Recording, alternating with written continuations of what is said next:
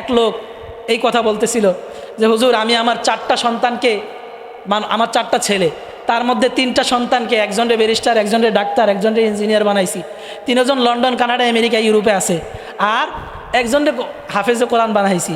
যখন তারে পড়ালেখা করাইছি তখন আমার আত্মীয় স্বজন যারা আছে তারা বলছে একটা সন্তান বানাইলেন, এ তো আপনার কোনো কাজে আসবে না, এ আপনার কি আসবে না, কোনো কাজে আসবে না।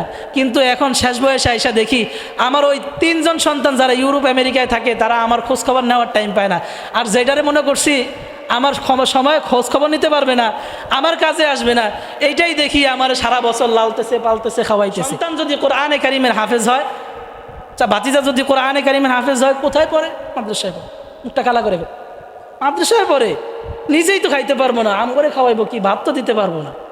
উত্তরার এক ঘটনা বলি, আমাদের জামিয়াতুন নূরের মুহতামিম সাহেব নাজমুল হাসান সাহেব, ওনার সামনে এক লোক এই কথা বলতেছিল যে হুজুর আমি আমার চারটা সন্তানকে আমার চারটা ছেলে তার মধ্যে তিনটা সন্তানকে একজনের ব্যারিস্টার একজনের ডাক্তার একজনের ইঞ্জিনিয়ার বানাইছি, তিনজন লন্ডন কানাডা আমেরিকা ইউরোপে আছে, আর একজনের হাফেজে কোরআন বানাইছি।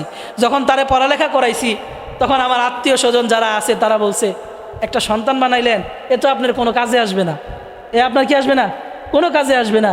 কিন্তু এখন শেষ বয়সে আইসা দেখি আমার ওই তিনজন সন্তান যারা ইউরোপ আমেরিকায় থাকে তারা আমার খোঁজখবর নেওয়ার টাইম পায় না, আর যেটারে মনে করছি আমার সময় খোঁজখবর নিতে পারবে না, আমার কাজে আসবে না, এইটাই দেখি আমার সারা বছর লালতেছে পালতেছে খাওয়াইতেছে। তার মানে বোঝা গেল যারা প্রকৃত কোরআনের হামেল, যারা প্রকৃত কোরআনকে ধারক বাহক কোরআনের ধারক বাহক, তারা তাদের পিতা মাতার, তারা তাদের আল অভিভাবকের দুনিয়া এবং আখেরাতে সব জায়গায় কাজে আসে।